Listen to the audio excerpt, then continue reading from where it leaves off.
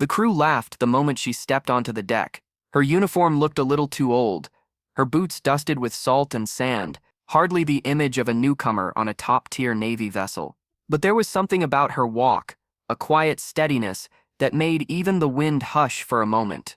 Then the Admiral turned, amused. "You there?" he called out over the clanging metal and ocean roar. "What's your rank, sailor? Don't tell me you snuck aboard to polish brass."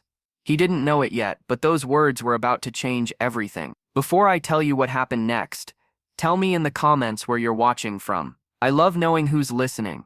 It was a bright afternoon in the middle of the Pacific. The destroyer Aegis Dawn glided across the water, sunlight shimmering against its steel frame.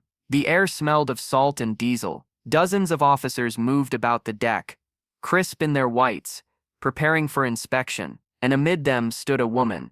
Composed, silent, her gaze fixed on the horizon. Her name tag read S. Rowan. No one saluted her when she came aboard.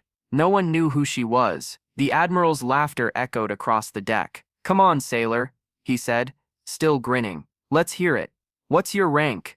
She looked up, squinting slightly against the glare of the sun. "Fleet Commander," she said softly. The laughter stopped instantly. The Admiral's grin froze. The sea breeze seemed to die. Even the clatter of chains and boots paused, as if the ship itself had heard her. "I'm sorry," the Admiral said, voice suddenly tight. "Did you say, Fleet Commander?" "Yes, sir," she replied, her tone steady. "Fleet Commander Samantha Rowan. I was ordered to assume command of Task Force 7. Effective today." A murmur spread across the deck. The Admiral's face went pale. The name struck him like a blow. He knew it. Everyone did. Years ago, during the Titan disaster, the worst naval fire in decades, Commander Rowan had been listed as killed in action. Her body was never found. "You," he stammered.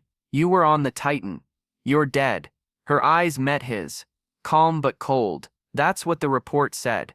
But reports don't always tell the truth, do they, Admiral?" The wind picked up again, brushing her hair against her face. For a heartbeat, no one spoke. Then she took a step closer. 37 of my men made it out. The 38th didn't, because someone ordered retreat too early.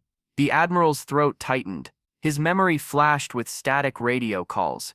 Smoke, screams. The moment he'd given the retreat command, he'd told himself for years it was the only choice. But the guilt never left. "I thought," he began, but she raised a hand gently. "I didn't come back for explanations," she said. "I came back because we lost more that day than lives. We lost integrity, and it's my duty to restore it." The Admiral's lips parted, but no words came. The younger sailors, who moments ago were laughing, now stood rigid, eyes wide, hearts pounding. The tension on deck was so thick it almost had a sound, a deep, low hum of shame and awe. Finally, the Admiral stepped back, removing his cap with trembling hands. "Fleet Commander Rowan," he said, voice breaking. "Welcome aboard." She returned the salute.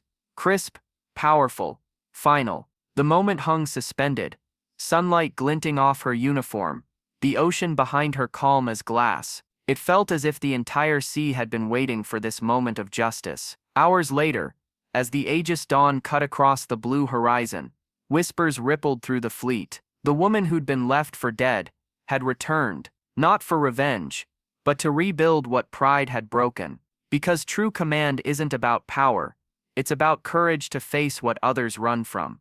And kindness, it doesn't vanish at sea. It waits, beneath the waves, until it rises again. The sun shimmered across the deck, brighter than ever, as if the ocean itself had finally found peace. If this story stirred something in you, don't forget to subscribe and share your thoughts below. Your voice keeps these stories alive, and together, we honor those who lead with heart, not rank.